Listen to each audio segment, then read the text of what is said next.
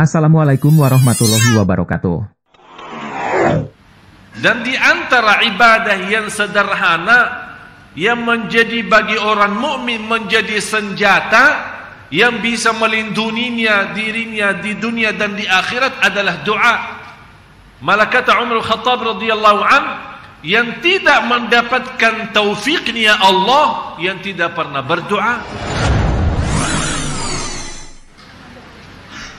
Bismillahirrahmanirrahim. Assalamualaikum warahmatullahi wabarakatuh.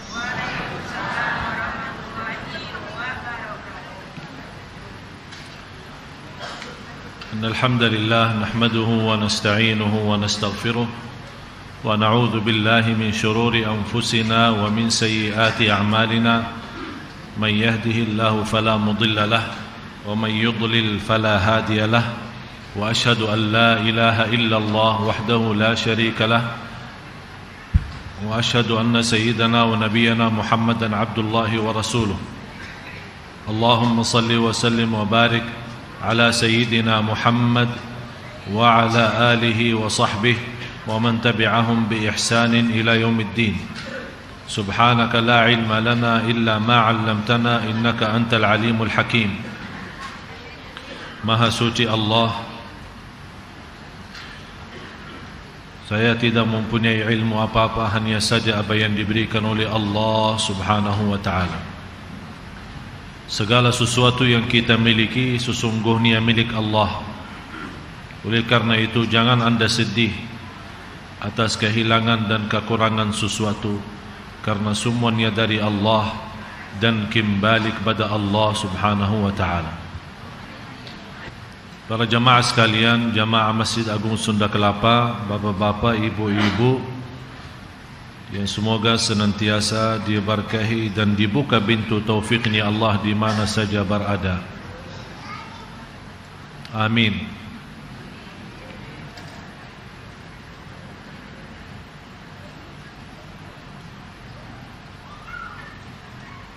Jamaah sekalian yang dimuliakan Allah Subhanahu wa taala,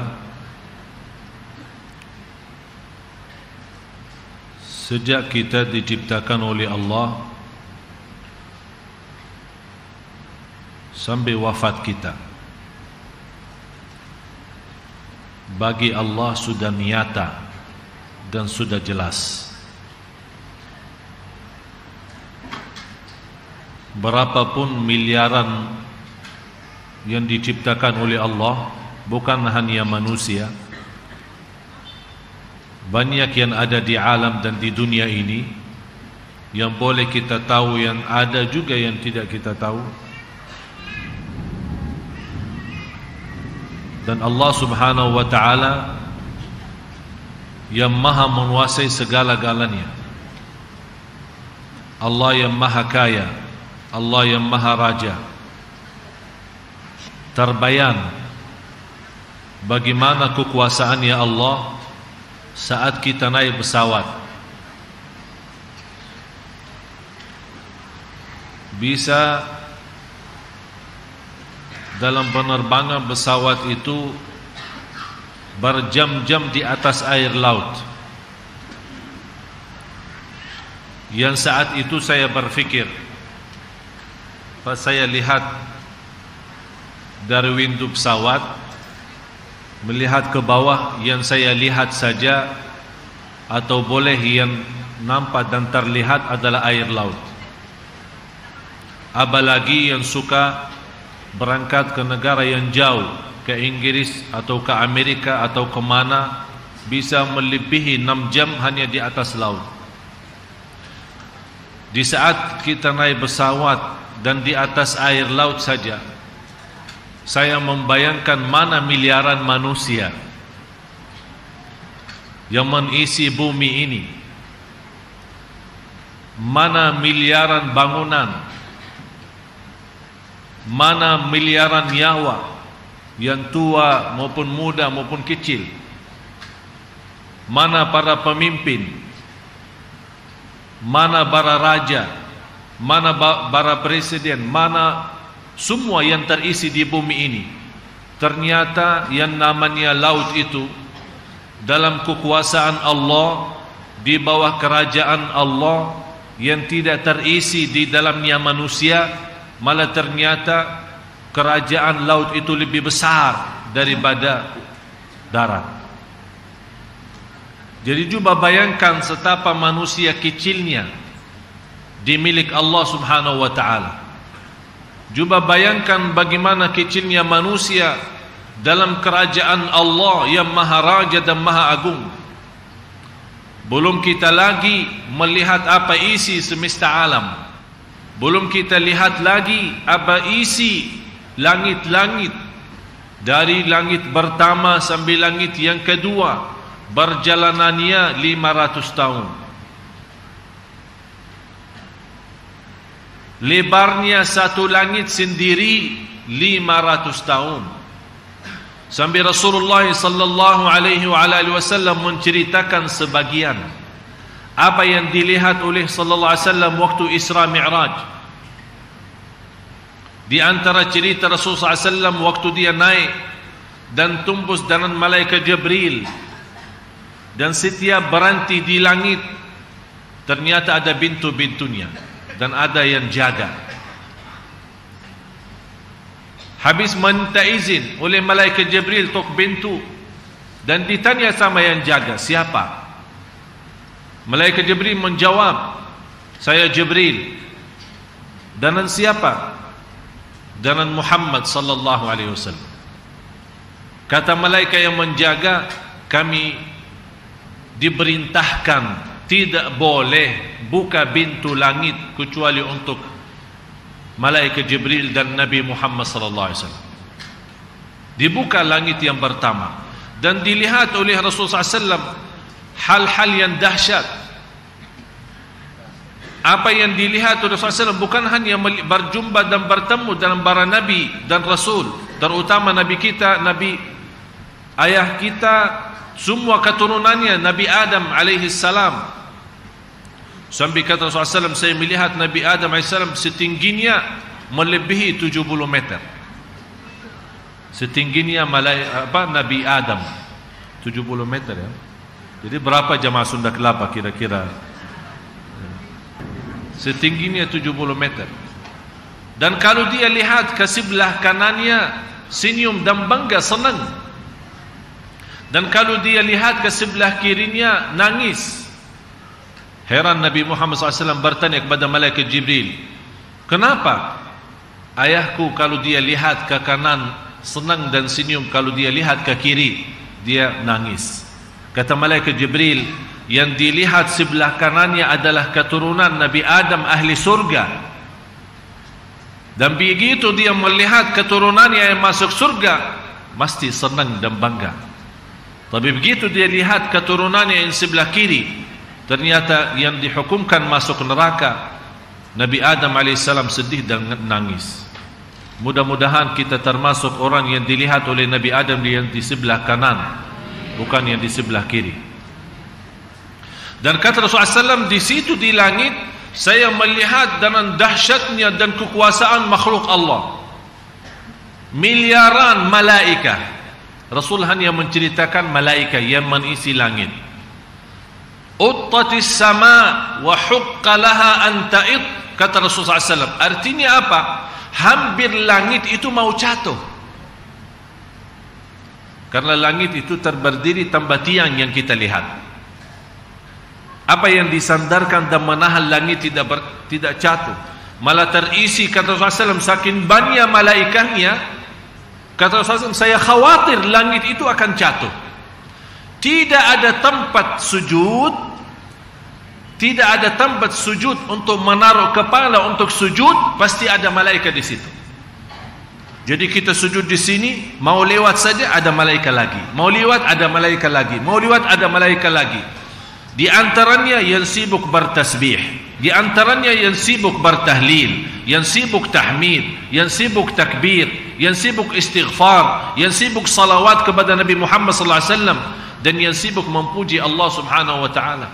Ada yang juga sejak diciptakan sampai habis dunia ini dia dalam keadaan sujud ribuan tahun, tidak ada yang tahu berapa tahunnya dia hanya dalam keadaan sujud untuk memuji Allah Subhanahu wa taala. Naik lagi ke langit yang kedua, ternyata sama. Langit yang ketiga sama. Cuba bayangkan jamaah sekalian, antara langit pertama sampai yang kedua 500 tahun perjalanannya, dan seterusnya sampai langit yang ketujuh. Begitu ketemu di langit yang ketujuh ada Al-Baitul Ma'mur. Persisnya Al-Baitul Ma'mur di atas Al-Ka'bah yang ada di bumi. Di situ kata Rasulullah SAW, saya melihat ribuan malaikah yang bertawaf. Sekali tawaf 70.000 malaikah. 70.000 malaikah kata Rasulullah SAW.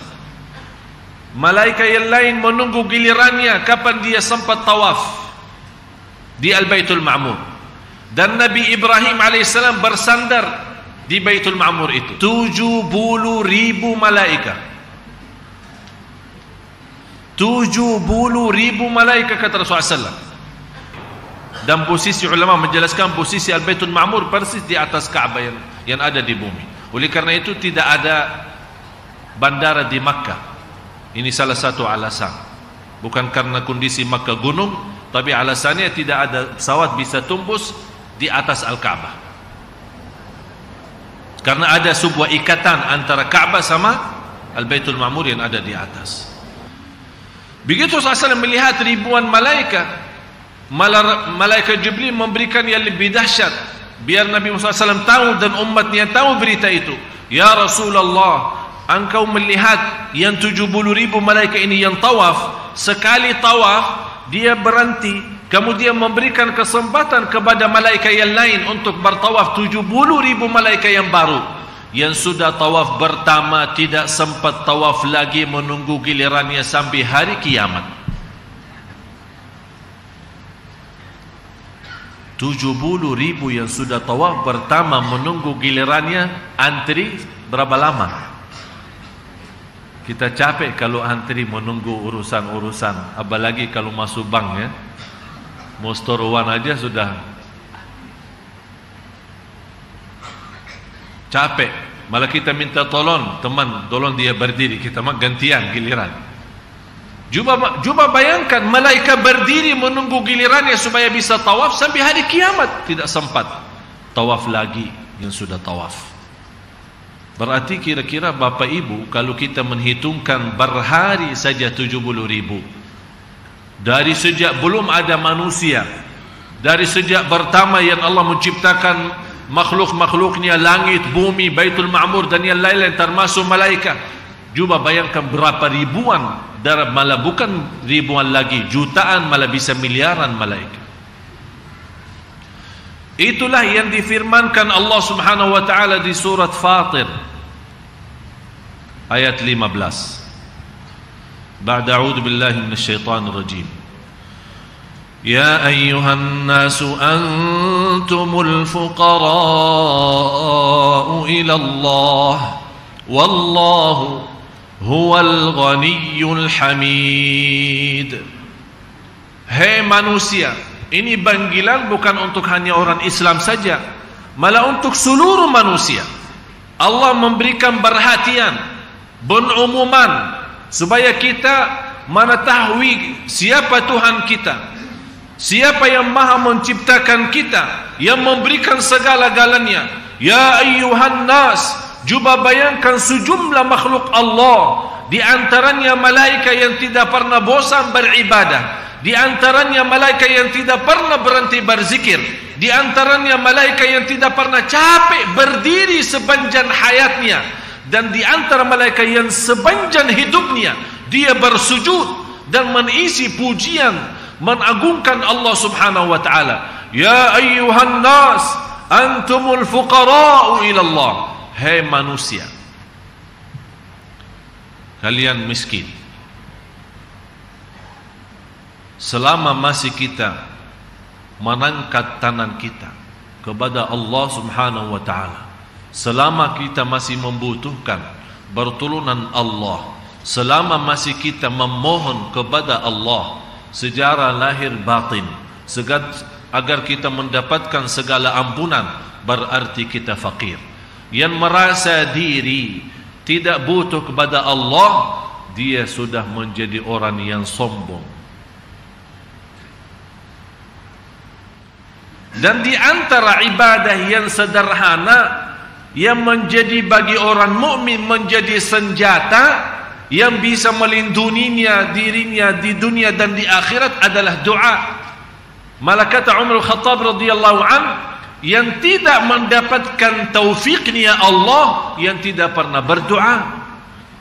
Malah yang selalu dapat taufik Allah yang senantiasa suka berdoa walaupun belum diterima oleh Allah. Jadi Bapak Ibu, tugas kita berdoa, bermunajat. Bukan urusan kita Allah terima atau tidak, Allah kabulkan atau tidak, itu tidak perlu difikirkan. Yang kita fokuskan bagaimana kita terus menerus berdoa kepada Allah Subhanahu wa taala. Aktsirud du'a, sambil Rasulullah pesan berbanyalah doa. Sambil kata sahabat, ya Rasulullah, bagaimana kita berbanyak? Kata Rasulullah SAW, Allah tidak akan berhenti memberikan pertolongannya selama anda tidak berhenti doa. Allah tidak akan berhenti memberikan pertolongannya selama anda tidak berhenti berdoa. Berarti kalau kita berhenti doa, kita yang sudah memberhentikan pertolongan Allah untuk diri kita.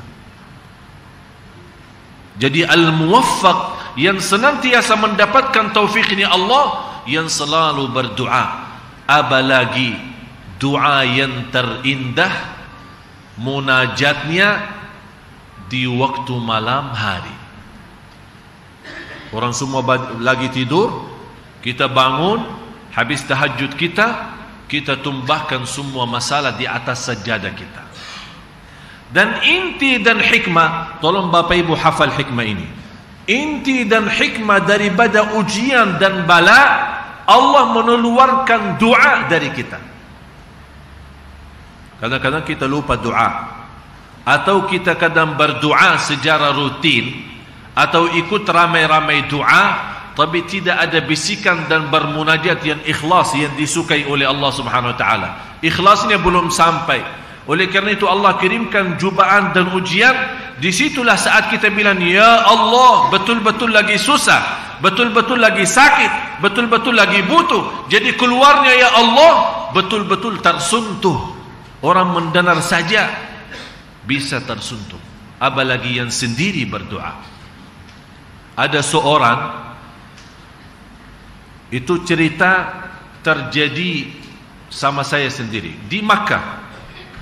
Orang Mesir, pas kita masuk ke Masjidil Haram waktu tawaf, biasa waktu saya sebelum ke Indonesia, saya di Madinah, suka dengan ayah saya setiap bulan mesti umrah.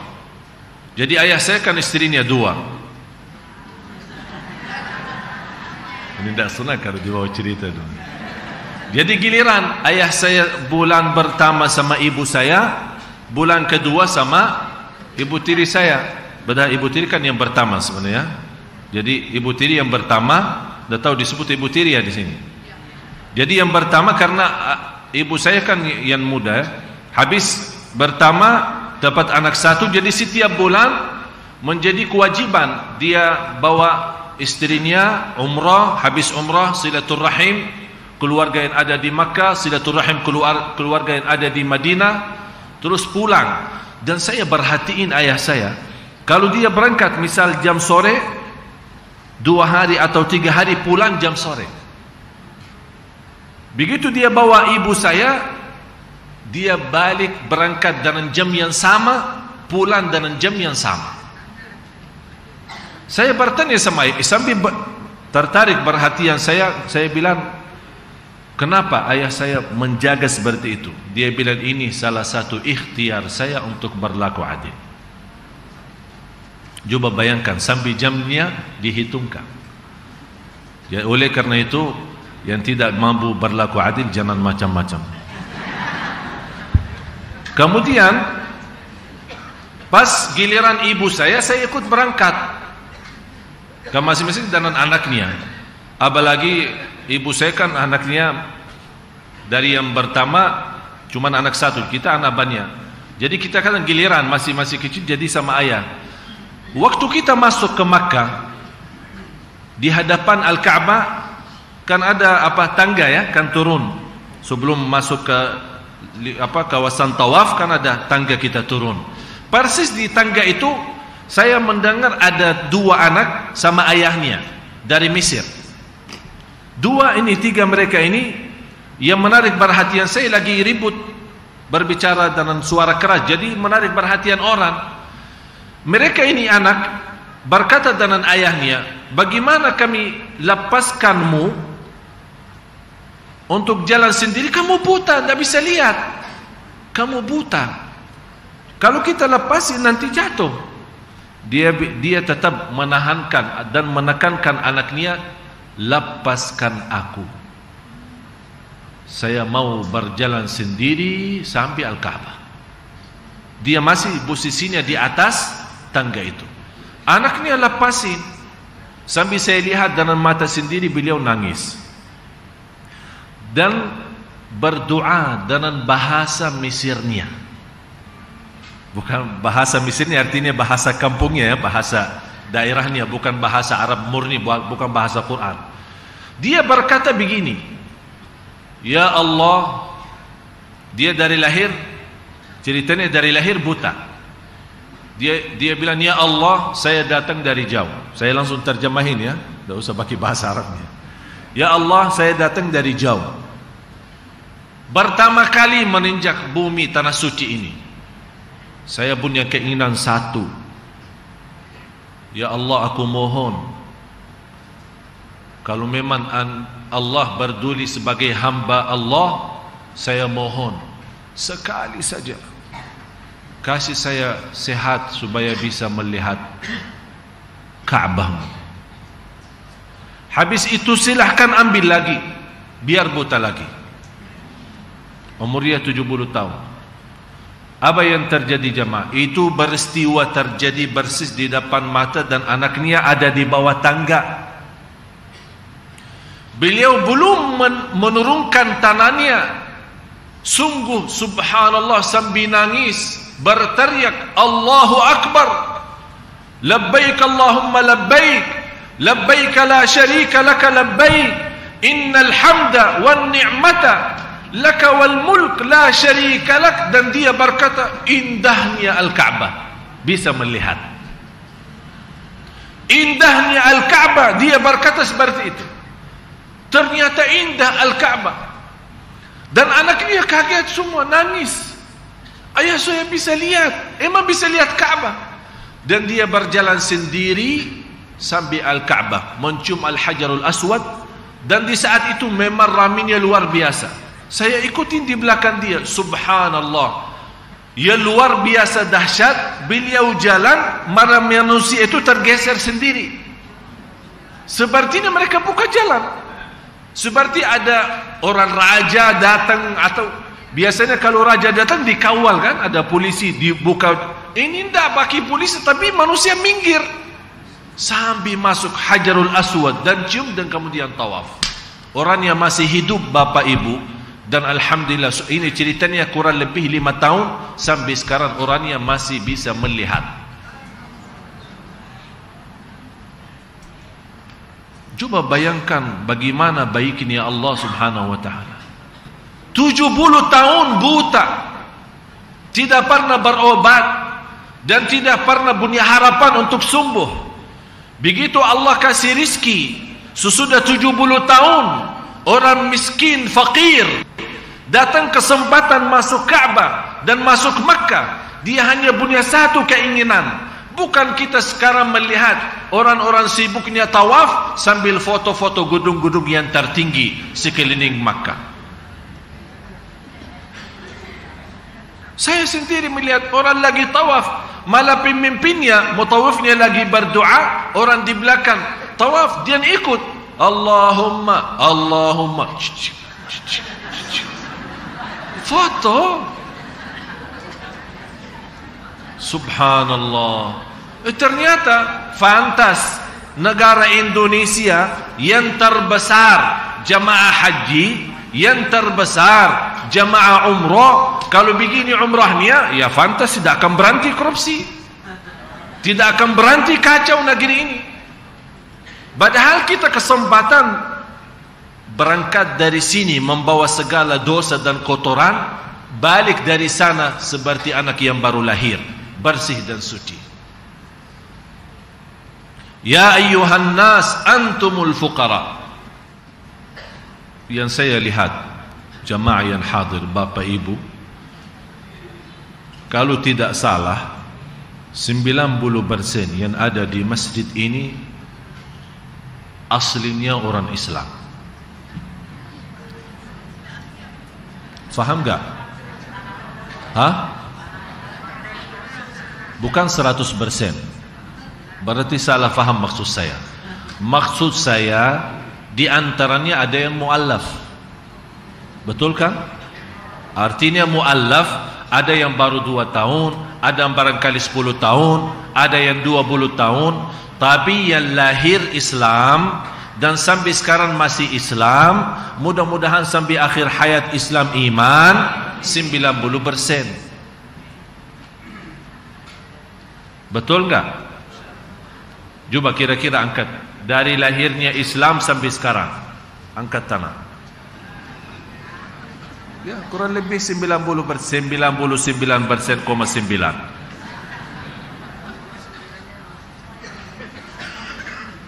Beda antara orang Muslim, kalau boleh saya berkata orang Muslim murni, sama orang Muslim muallaf. Artinya orang Muslim kenal Islam, habis dapat petunjuk, hidayah, apa-apa sebabnya, tidak perlu kita bahas apa sebabnya dia masuk Islam. Walaupun seluruh turunan Nabi Adam memang lahir atas Islam iman, tapi berubah sebabnya pendidikan orang tua. Tapi yang saya bertanya kepada Bapak Ibu, yang dari lahirnya Islam karena orang tuanya Islam, walaupun mohon maaf kita belum begitu menjadi orang Islam sebenarnya, kita hanya memiliki nama Muslim, tapi dari sisi pemahaman masih banyak kekurangan, ya, masih belum kita mengerti banyak hal, apalagi terhadap ibadah kita. Malah saya banyak kenal orang-orang begitu sudah tua mulai belajar Islam, bagus, alhamdulillah, ketika ada kemauan belajar. Walaupun sudah mendekati kematian boleh belajar, karena belajar itu tidak ada waktu tertentu. Tapi pertanyaan saya kepada Bapak Ibu, apakah pernah yang sudah lahir atas Islam sampai sekarang dia masih Muslim, apakah kita pernah minta kepada Allah jadi orang Islam? Jelas pertanyaan saya? Apakah kita sebelum lahir sempat meminta kepada Allah, ya Allah jadikan saya orang Islam? Berarti Bapak Ibu, salah satu kenikmatan bagi kita semua menjadi orang Islam tanpa kita minta kepada Allah Subhanahu wa taala. Kita jadi orang Islam tanpa kita memohon kepada Allah Subhanahu wa taala. Kita jadi orang Islam tanpa kita harap. Oleh karena itu mudah-mudahan sebagaimana kita Bapak Ibu menjadi orang Islam tanpa kita mohon, mudah-mudahan kita menjadi ahli surga yang selalu kita mohon. Kalau kita jadi orang Islam tanpa kita mohon kepada Allah, dilahirkan atas Islam iman dan sampai sekarang Islam iman, semoga sampai akhir hayat, mudah-mudahan kita yang selalu memohon surga Allah berikan.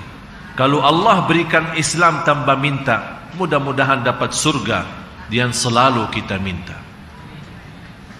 Ya ayyuhan nas antumul fuqara'u ilallah.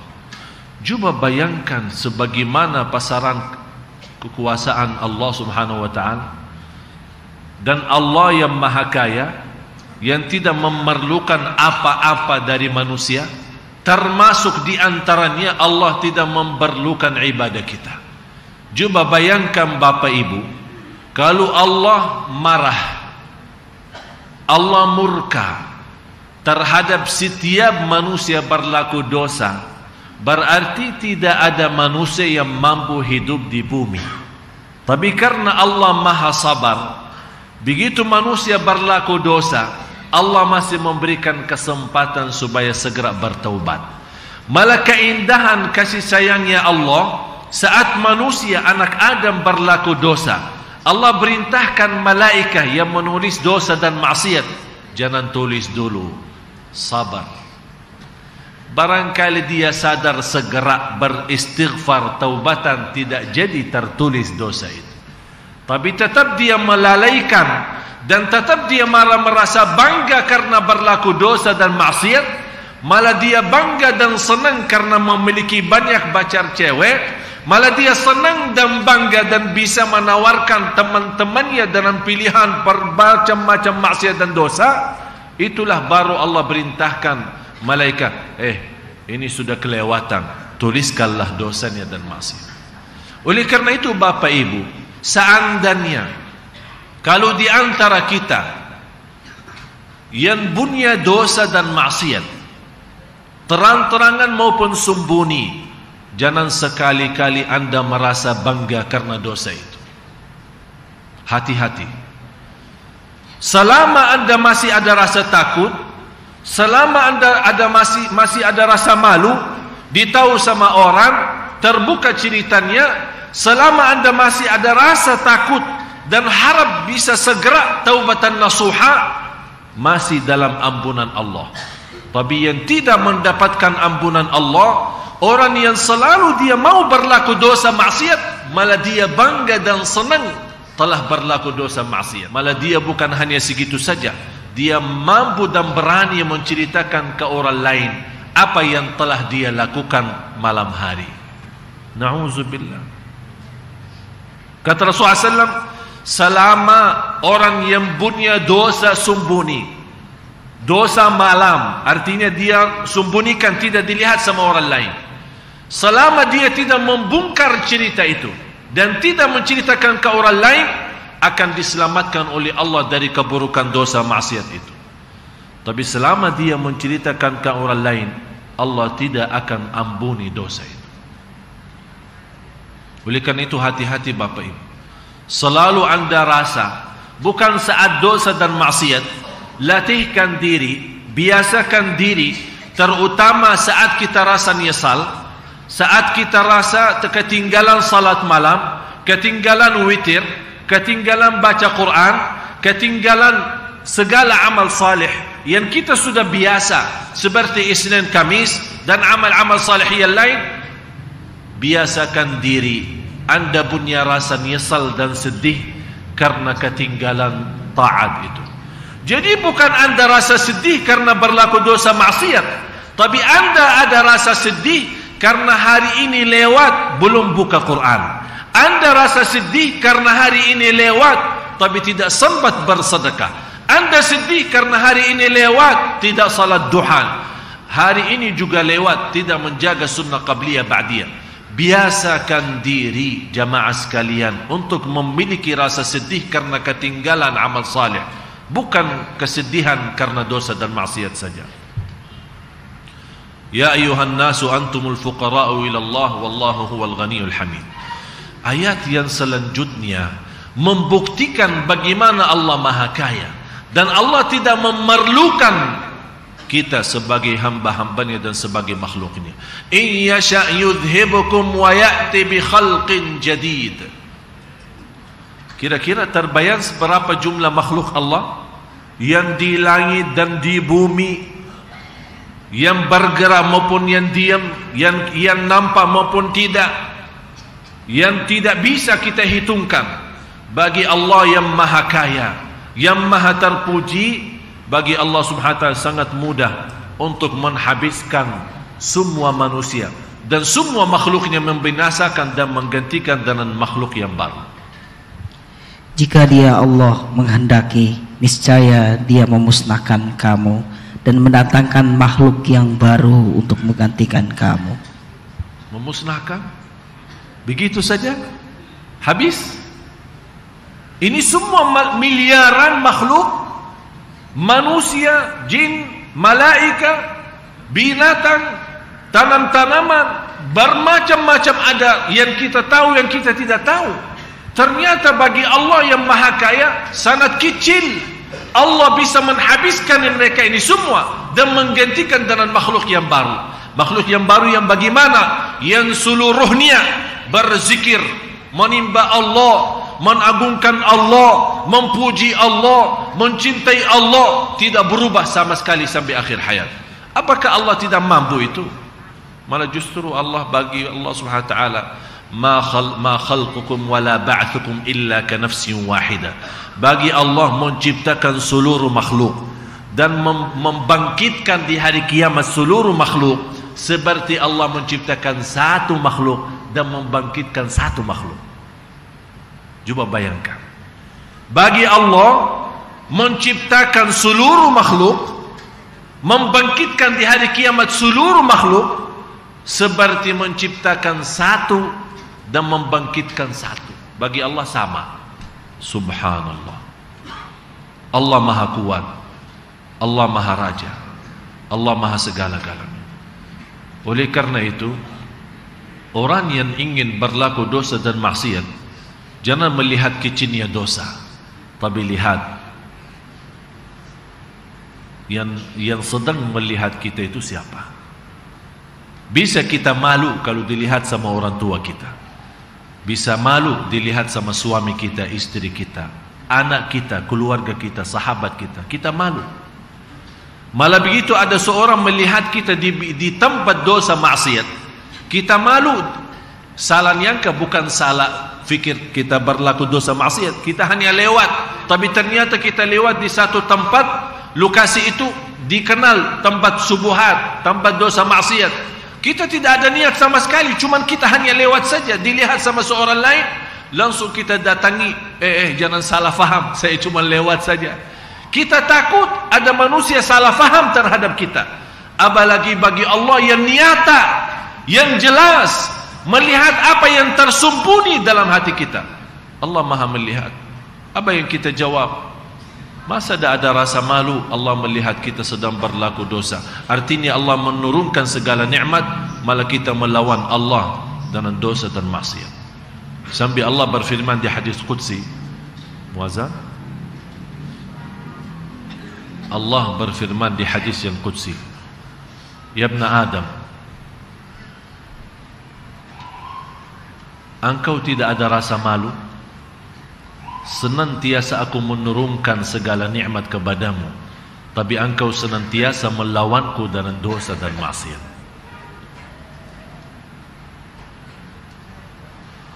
Astaghfirullah. Allahu akbar, Allahu akbar. La ilaha illallah, wallahu akbar.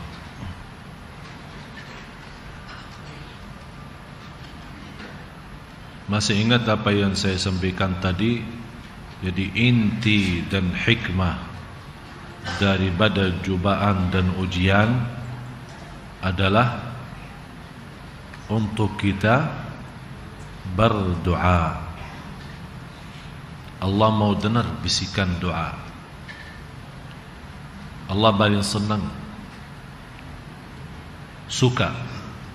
Kenapa Allah suka doa pas ada cobaan dan ujian? Karena memang doa di saat itu keluarnya benar. Sampai kita merasa sudah putus asa, sudah kita berikhtiar ke sana sini, ternyata seluruh manusia menutupi jalur dan pintu. Kita betul-betul sudah pasrah lahir batin, tidak ada jalan lain. Kita bermunajat kepada Allah dalam keadaan betul-betul lagi butuh. Jadi orang itu bukan hanya saat senang, dia saat senang berdoa, tapi saatnya dia susah doanya luar biasa. Tapi yang na'udzubillah, orang yang saat senang tidak pernah berdoa, malah saat susah malah mati rasa ya. Tahu mati rasa? Faham mati rasa? Tidak ada rasa, mati rasa. Sampai pernah saya berjumpa sama seorang, dia lagi diuji Allah. Saya bilang, Pak, jalan keluarnya satu, doa. jangan putus doa. Dia bilang saya lagi senang saja doa tidak diterima, apalagi lagi susah. Saya bilang inilah namanya mati rasa. Allah sengaja memberikan cubaan dan ujian untuk kita mendapat ampunan, untuk kita bisa melatih diri ikhlas. Coba saat Bapak Ibu, saat mohon maaf orang-orang minta sama kita di jalan di mana-mana, kira-kira ada yang pernah minta sama kita, Mbak, kasih sedekah ya. Kalau tidak mau kasih ya terserah. Kira-kira ada enggak begitu? Kalau kita melihat ada orang seperti itu, apa yang kita miskin sombong lagi. Tapi apa? Karena dia merasa diri lagi butuh.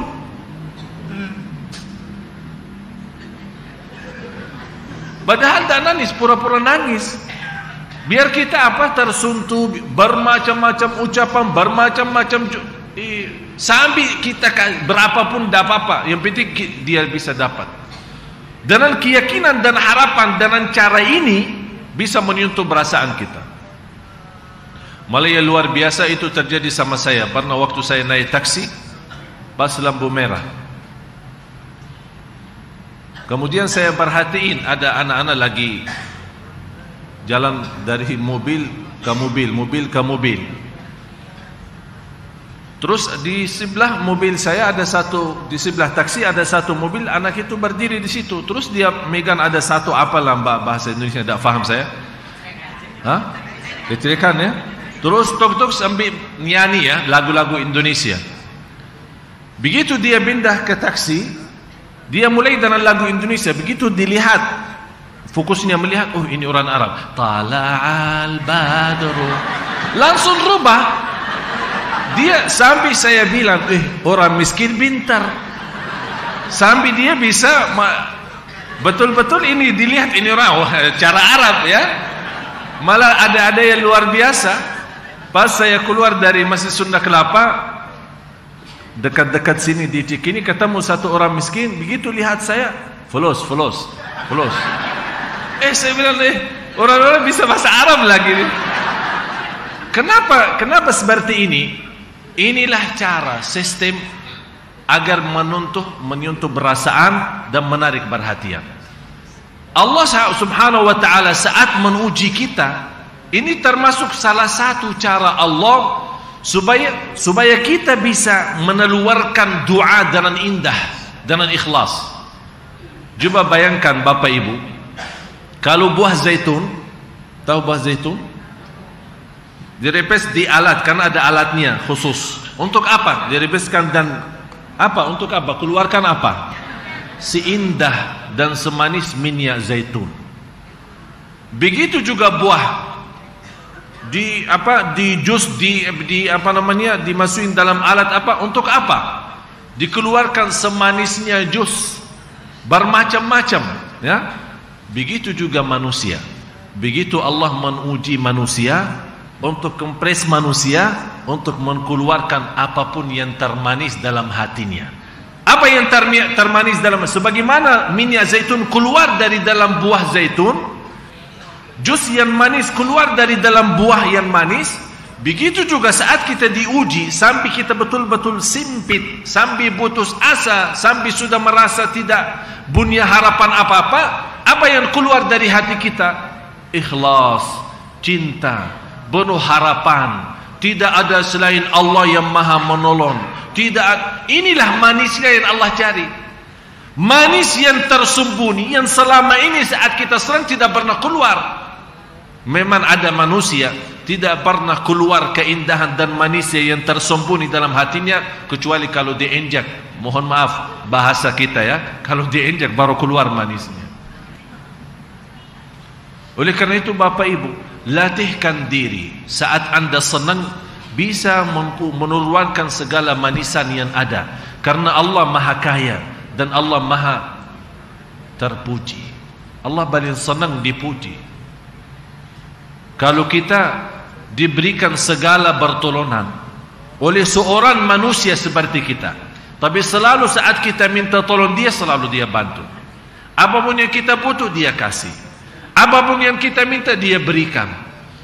Kira-kira saat kita sempat puji dia, mau enggak? Siapa yang tidak mau? Karena kita tahu ini sebuah kewajiban, orang ini selalu bantu, padahal manusia sama-sama manusia.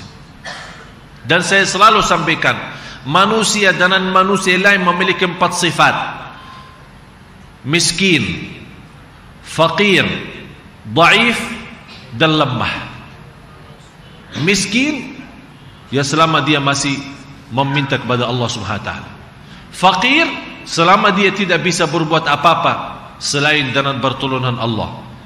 Kemudian dhaif, ya lemah. Begitu sudah jadi tua, kalau apalagi tidak punya anak yang menolong dia, bagaimana? Dan ajiz, artinya dia tidak punya upaya dan daya untuk melaksanakan sesuatu kecuali dengan izin Allah. Yang kita baca la haula wala quwata illa billah. Kalau memang kita yakini diri kita lemah, diri kita miskin, diri kita fakir, bagaimana bisa mendapatkan pertolongan dari manusia yang sifatnya sama? Oleh karena itu, kalau kita lemah, berarti kita mencari yang maha kuat. Kalau kita fakir, kita mencari yang maha kaya.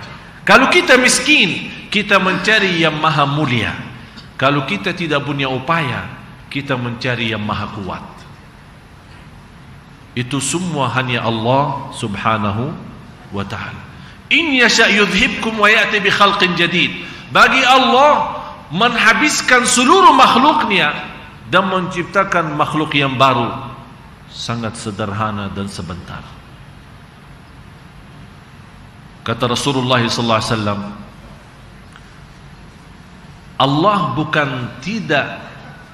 Allah tidak benci dosa maksiat, tapi Allah suka istighfar kita. Coba bayangkan Bapak Ibu, Rasulullah SAW bersabda, laula annakum la tudhnibun. Coba bayangkan, laula annakum la tudhnibun. Kalau kita diciptakan Allah tapi tidak ada dosa dan maksiat sama sekali. Kalau tidak ada dosa maksiat, mohon maaf, berarti tidak ada istighfar, kan? Biasanya istighfar ada, kenapa? Karena kita merasa diri salah, merasa diri banyak kekurangan.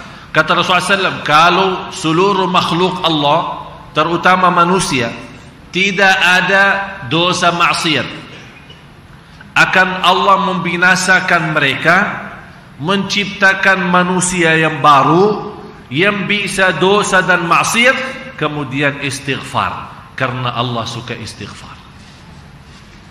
Faham? Jadi bukan Allah tidak benci dosa atau Allah suka dosa, bukan itu, tapi Allah menyukai istighfar. Coba bayangkan, kalau seluruh manusia yang ada di bumi, miliaran manusia, semuanya tidak berdosa dan maksiat, kata Rasulullah, Allah tidak senang. Malah Allah membinasakan mereka dan menciptakan makhluk yang baru yang bisa dosa dan maksiat, dan intinya habis itu beristighfar.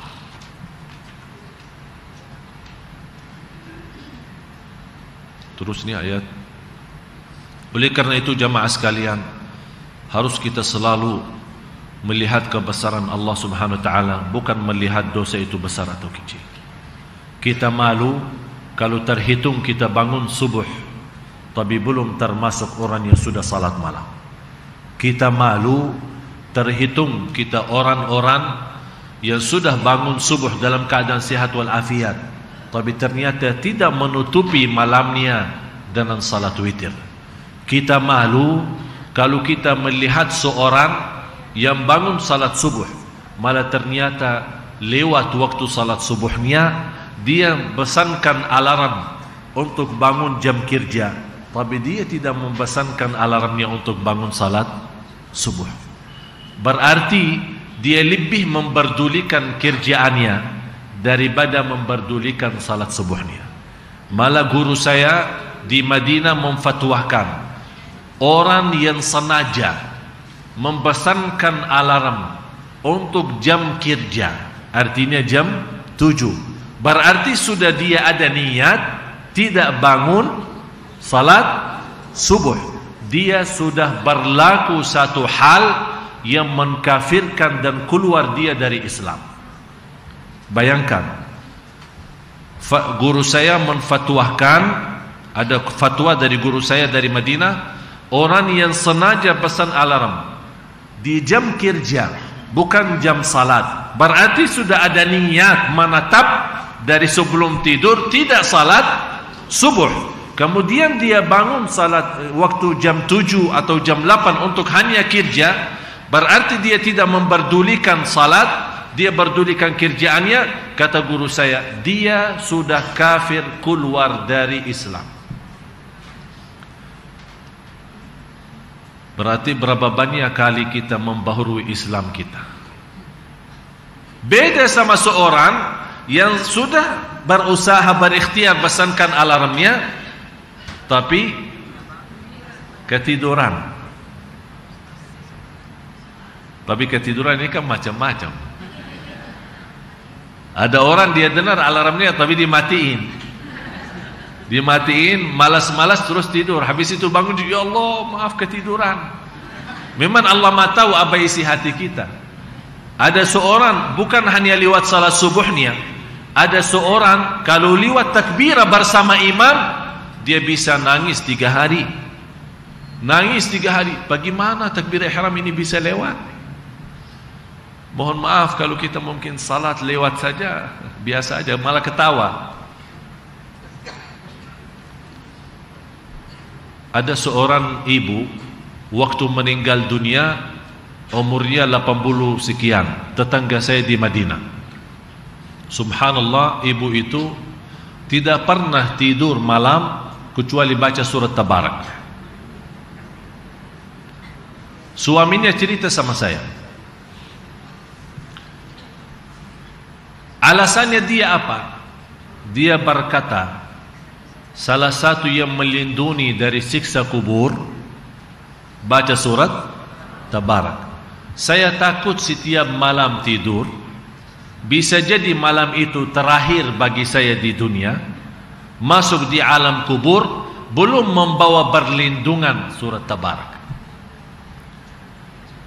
Dari sebelum nikah suaminya menceritakan itu menjadi sebuah kebiasaan sampai umurnya 80-an.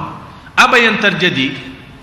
Pas dikuburkan, diantar jenazahnya ke kuburan, kuburnya sendiri keluar harumnya, harum kalau kita bilang bahasa Arab ward, bunga ya, harum bunga keluar dari kuburannya. Sampai sekian lama habis dikuburkan, biasa apalagi di Baqi'. Sekarang orang bertanya, kalau di Baqi' macam mana ini dari zaman Rasulullah sampai sekarang kok dah penuh-penuh ya? Berapa jutaan manusia dari 1400 tahun yang lalu. Padahal Baqi' itu masih segitu aja ukurannya. Tapi macam mana bisa mencukupi? Biar Bapak Ibu tahu, di Baqi' ini yang ada di Madinah lebih daripada 10.000 sahabat Rasul. Lebih daripada 10.000 sahabat Rasul. Kalau di syuhada Uhud pernah terjadi banjir besar. Itu di sejarah Madinah. Terjadi banjir besar sesudah wafatnya syuhada Uhud, kuburan Sayyidina Hamzah dan orang-orang yang waktu perang Uhud. Ada banjir besar terjadi di kota Madinah sampai air turun dari gunung Uhud, terbongkar semua kuburan syuhada Uhud. Sejak mereka dikuburkan 400 tahun. Sesudah mereka dikuburkan sudah berapa lama? 400 tahun terbongkar semua kuburan syuhada Uhud.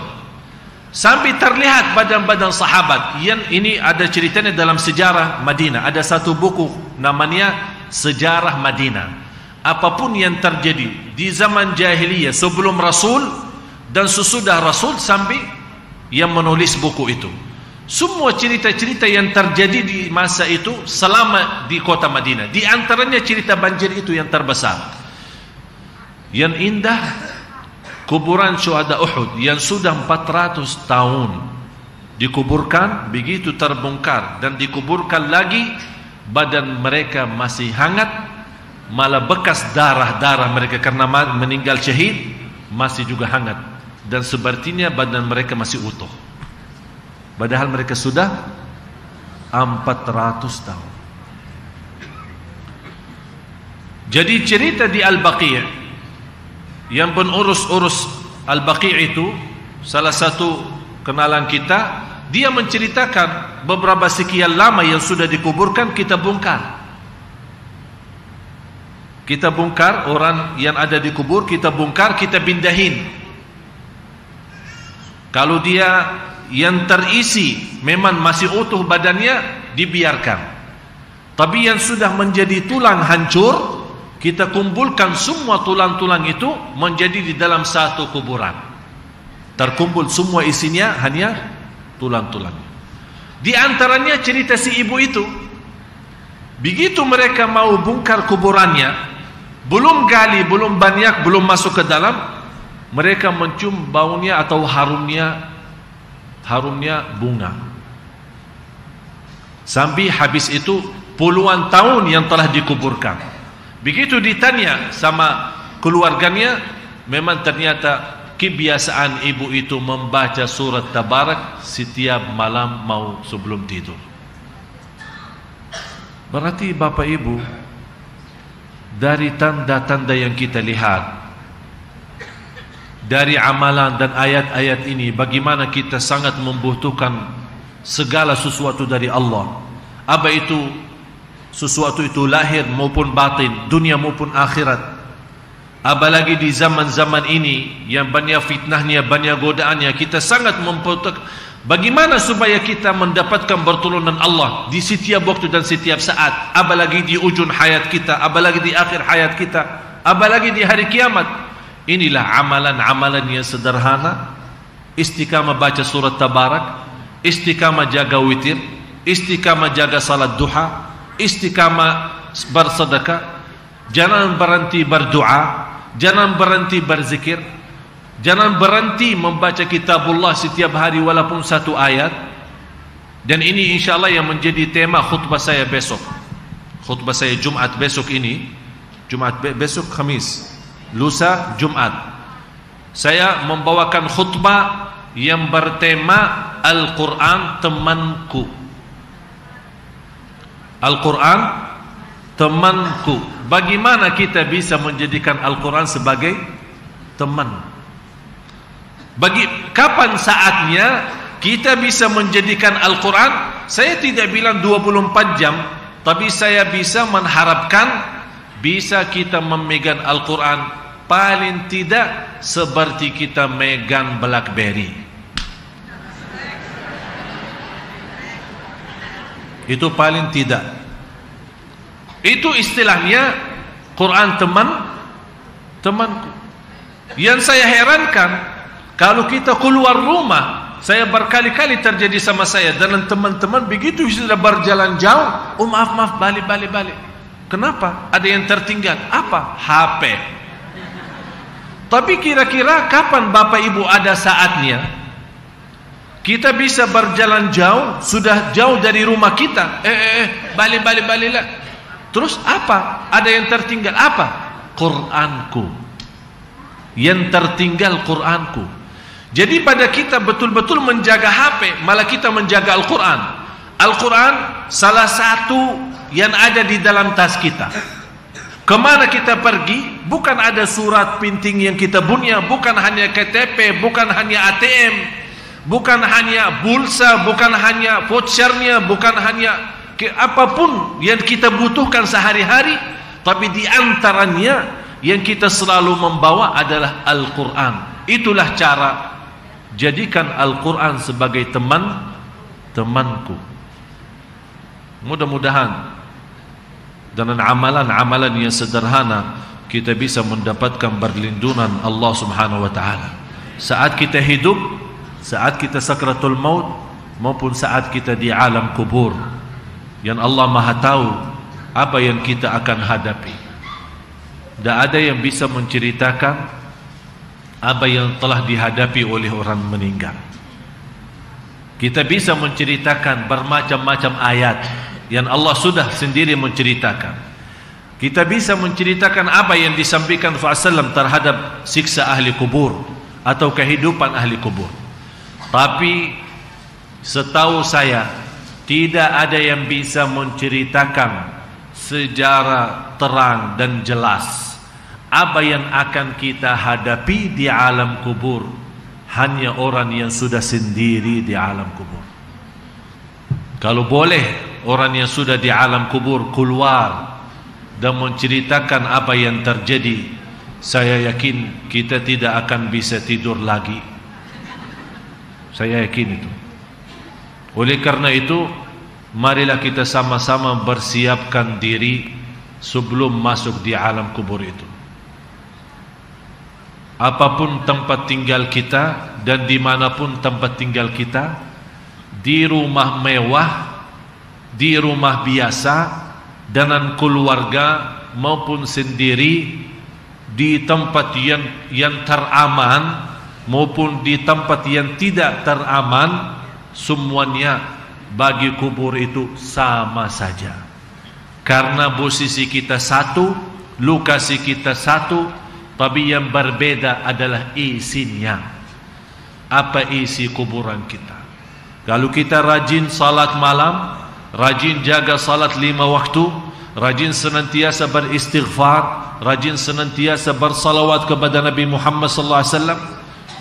Itu yang saya juga tekankan, salawat.